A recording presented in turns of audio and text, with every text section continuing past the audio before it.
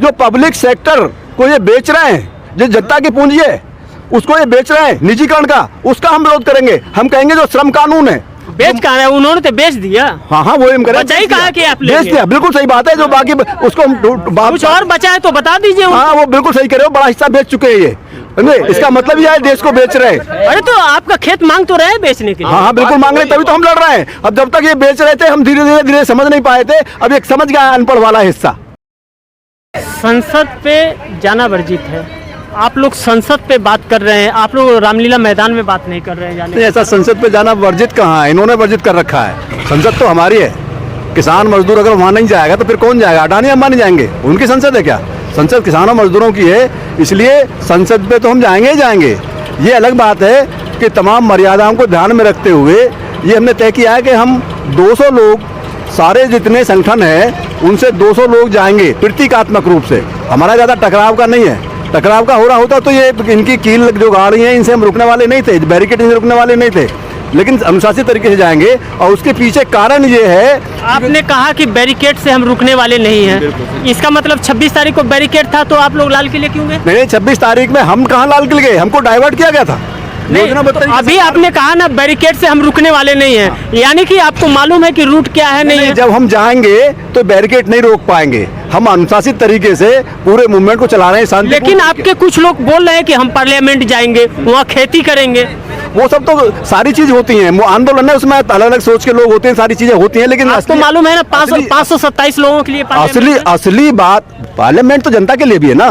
जनता के लिए पार्लियामेंट नहीं है ना, वहाँ तो आपके शीर्ष नेता जो चुने जाते हैं, जो आपका प्रतिनिधित्व करते हैं, पार्लियामेंट में बैठने के लिए नहीं जा रहा है वहाँ आम आदमी, वो चुने हुए प्रतिनिधि बैठेंगे, लेकिन वहाँ बोट क्लब पे तमाम रैलियां होती रही हैं। इन्होंने प्रतिबंधित किया है, लोग नहीं चाहते कि लोग अपनी आवाज उठाएं, इसलिए बोट क्लब को रोका, इन्होंने रामलीला मैदान को रोक दिया है। संविधान को मानते हैं? क्यों नहीं मानते संविधान को? संविधान में उन्होंने कानून में तब्दीली करके, कानून बदल करके तो ये कानून लागू किया। कौन सा? या अगर वो क्या तब्दीली, संविधान में थोड़ी तब्दीली है कि वो पार्लियामेंट में जनता को नहीं जाने देंगे। वहाँ तो बोट क्लब पे पहले आंदोलन होते रहे थे, पहले कभी प्रतिबंधित किया था, फिर खोल दिया गया था, अब इन्होंने फिर रोक दिया है क्योंकि तानाशाही की तरफ बढ़ रही है सरकारें, जनता पे हमले कर रही हैं, किसानों को रौंद रही हैं, उनके फसलों को छीनने की बात कर रही है, खेती को छीनने की बात कर रही है, रोजगार में जो लगा हुआ है, जब नौकरी में लगा हुआ है उसके काम छीन रहे हैं, श्रम कानूनों के जो कानून थे उनमें परिवर्तन कर दिया है, बेरोजगार मारा घूम रहा है। अब ऐसी स्थिति में लड़ने के लिए कहाँ जाएगा? आप बॉर्डर पे 8 महीने से बैठे हुए हैं, पार्लियामेंट जाने का मकसद क्या है आपका? इस समय संसद सत्र शुरू हो रहा है। हाँ। और हमारा मकसद है कि सरकार ये जाने कि किसान यहाँ बैठा हुआ है, वो खाली ये न समझे कि ठीक है बॉर्डर पे बैठा। सरकार अगर यह नहीं जानती कि आप यहाँ पे बैठे हैं तो 11 दौर का वार्ता कैसे आपसे करती? हाँ बिल्कुल ठीक बात है, लेकिन बीच में भूल गई है सरकार। और वो कहते हैं, मोदी जी कहते हैं एक फोन कॉल की दूरी पे हैं, वो फोन कॉल कितनी देर में आएगा, उसको कितना टाइम लगता है? आप लोगों ने भी तो चिट्ठी लिखने में 5 महीने का समय लगा दिया। नहीं सरकार बताया ना कब बुलाना है। जनवरी में उन्होंने कहा था कि एक फोन कॉल की दूरी है, आपने संपर्क करने की कोशिश नहीं की। 5 महीने बाद आप लोगों ने खत लिखा कि हम वार्ता के लिए तैयार हैं। किसकी जिम्मेदारी है? आंदोलन कहाँ हो रहा है? यानी सरकार से आंदोलन हो रहा है तो सरकार को नहीं पूछना चाहिए क्यों बैठे हो यहाँ? प्रधानमंत्री के बाद और भी तो बहुत सारे काम हैं। आपको हिंट दे दिए कि एक फोन कॉल की दूरी आप बात की। कोरोना में वो तीनों कानून ला सकते हैं, इसके अलावा दूसरा काम नहीं था उस वक्त कोरोना में। जब यहाँ प्रधानमंत्री के बाद और भी प्रधानमंत्री के पास में और भी बहुत सारे काम होते हैं। आपको कृषि मंत्री नरेंद्र सिंह तोमर ने यह कहा था आप जब भी हमसे बात करना चाहे आप बात कर सकते हैं, क्या आप लोगों के पास उनका मना किसने किया है? तो आप लोगों ने खत लिखने में 5 महीना क्यों? नहीं हमने मना नहीं किया है, उन्होंने कहा है सशर्त, हम सशर्त बात करेंगे, यानी इन कानूनों को छोड़ के बाकी और सब चीजों बात करिए। आए लड़ने के लिए कानूनों के लिए, इनको खत्म कराने के लिए किस चीज पे बात करेंगे? उसके बाद क्या दावत की बात है क्या? आप ये कानून क्यों खत्म कराना चाहते हैं? अरे भाई इस कानून में है क्या? इसमें क्या है वो बताइए। इसमें तमाम देखिए पूरा मंडी खत्म हो जाएगी, MSP ये ड्रामा करते हैं। जिससे भी बात किया जाता है वो बोलता है कानून काला है। पूछा जाता है कि काला क्या है तो बोलता है सफेद क्या है, आप बता दीजिए। हम लोगों का काम नहीं है, हम बताना क्या काला है, हम लोगों का काम नहीं है। हम लोग पहले सुनिए, हम लोग एक माध्यम है, हम यह बताएंगे, सरकार का स्टेटमेंट आपको सुनाएंगे, आपकी बातें सरकार तक पहुंचाएंगे। आप बताइए कि इसमें काला क्या है। देखिए इन्होंने मंडी इसको खुला छोड़ दिया है, कंपनियों को कहीं भी जाके माल खरीद ले, मंडी में जाना उनके लिए कोई जरूरी नहीं है। अगर वो बाहर से माल खरीद लेंगी, सीधे माल खरीदेंगी तो उन पे जीएसटी भी नहीं लगेगा, कोई टैक्स नहीं लगेगा। मंडी में जाके माल खरीदेगा व्यापारी, उस पर टैक्स लगेगा। इसका मतलब क्या है, ये जो तमाम बड़ी बड़ी कंपनियां आ रही हैं, आपको उम्मीद है कि सरकार टैक्स छोड़ देगी? पेट्रोल पे 1 लीटर पे 60 रुपया टैक्स लेती है, कानून में ये टैक्स लगता है जनता के ऊपर, वो लगेगा अडानी अंबानी के ऊपर, कंपनियों के ऊपर। तो कंपनी पे टैक्स तो छोड़ते ही छोड़ते हैं हमेशा, उसी लिए कानून में है। ये आपको कैसे पता है? कानून में है। कौन सा सेक्शन में? लाइए मैं निकाल के दिखाता हूँ अभी आपको, सारा कानून मेरे पास है। मतलब ऐसा नहीं है कि हवा में बात कर रहे हैं हम, ये किसान जानता है इन तमाम चीजों को। बताइए। हाँ बता देंगे, खोलना पड़ेगा ना, टाइम लगेगा। ठीक है, समझे। और क्या डर है इस कानून से आपको? एक तो मंडी का सवाल है, दूसरा भंडारण का सवाल है। ये तमाम एफसीआई खत्म कर रहे हैं। एफसीआई और दूसरी संस्थान जो सरकार खरीदती है, और ये नहीं खरीदेगी सरकार, तो अडानी अंबानी खरीदेंगे, अपने गोदामों में भरेंगे। और ये इसके नतीजा क्या होगा? नतीजा होगा कि अभी आपने देखा राशन पे जो गेहूं मिला है या अनाज मिला है, अभी भी जो जिसको फ्री सरकार बांट के अपनी कमर ठोक रही है, ये तब मिला है जब ये सरकार के गोदामों में मौजूद था। किसानों ने पैदा किया, सरकार के जरिए से खरीदा गया। जितना भी खरीदा 6% बात खरीद करते हैं ये, बाकी सब वैसे बिकता है खुले मार्केट में, सस्ते में चला जाता है। इसके बावजूद भी गोदामों में हमारा अनाज गया गोदामों में। अब जब संकट आया तो उस गोदाम से निकाल के सस्ते में या फ्री में उपभोक्ता को दे दिया। तो इस कोरोना की महामारी में ये बहुत बड़ी मदद इस आम आदमी की हो गई और एक बड़ी जिंदगियां इसमें बची हैं।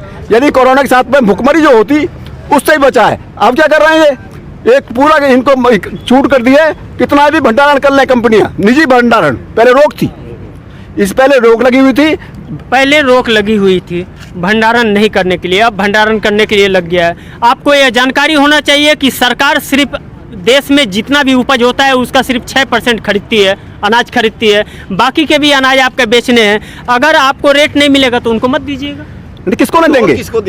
जब हम ये कह रहे हैं अभी गेहूं तो सरकार भी तो नहीं ले रही है। सरकार तो यही तो हम कह रहे हैं कि जो एमएसपी है, न्यूनतम समर्थन रेट पे, उसका कानून बनाइए, खरीदें, गारंटी करिए। अगर नहीं खरीदोगे, आपको एमएसपी मिल तो रहा है 1900 कहाँ मिल रहा है? कहाँ मिल रहा है? 1600 के रेट में गेहूं बिक रहा है। जाइए मंडियों में जाइए तो आपको, एक मिनट, मंडियों में जाओगे तो आपको उसका रेट पता लग जाएगा मिल रहा है नहीं। हम ये तो करें, कोई भी न्यूनतम समर्थन मूल्य से कम पे ना खरीदे, इस बात की कानूनी गारंटी दो। एमएसपी कौन सा एमएसपी चाहिए आपको? हमको चाहिए C2+50। किसका है बनाया हुआ? स्वामीनाथन कमीशन। उसमें क्या है? और यही तो मैं बता रहा हूँ आपको। हम आपसे पूछे का मतलब है, पहले मैं बता रहा हूँ, C2+50 का मतलब है खेत का लगान, जितनी लागत आती है वो, परिवार की मेहनत, इसको 50% प्लस कर दो। इसको ये दे रहे हैं A2, परिवार की मेहनत। C2 दे रहे हो? नहीं, ये नहीं, A2 दे रहे हैं। C2 अगर नहीं देंगे तो C2 दे ही नहीं रहे।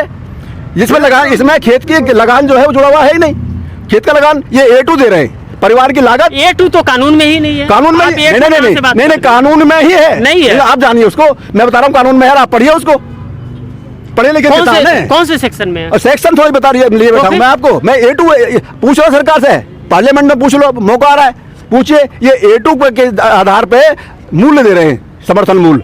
C2 के ये चाहिए हमें, जिसमें C2 चाहिए। C2+50। ये तो आपको किसी सरकार ने नहीं दिया।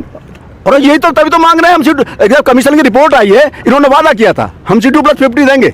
मोदी जी ने पहले चुनाव में वादा किया था, और उसके बाद में जब मांगा इनसे तो कोर्ट में चले गए। क्या कहा था मोदी जी ने? मोदी ने ये कहा था, हलफनामा दिया था कोर्ट में कि हम C2+50 किसान को नहीं दे सकते। हाँ, ये कहा। उन्होंने तो सुप्रीम कोर्ट को बता दिया। सुप्रीम कोर्ट तो बता दिया ना। उन्होंने ये भी बता दिया 17 लाख हजार करोड़ का हमारे ऊपर। वो तो ये कह रहे हैं हम तो आज जमीन सारी कॉन्ट्रैक्ट फार्मिंग में दे देंगे। वो भी कह रहे मान ले क्या हम उनकी बात को?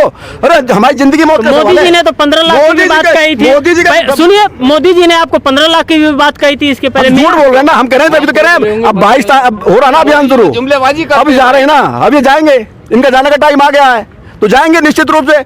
जनता से धोखा करके जब जाना था तो 2019 में 350 सीट के साथ क्यों? इसलिए आई, इन्होंने गद्दारी करी देश के साथ।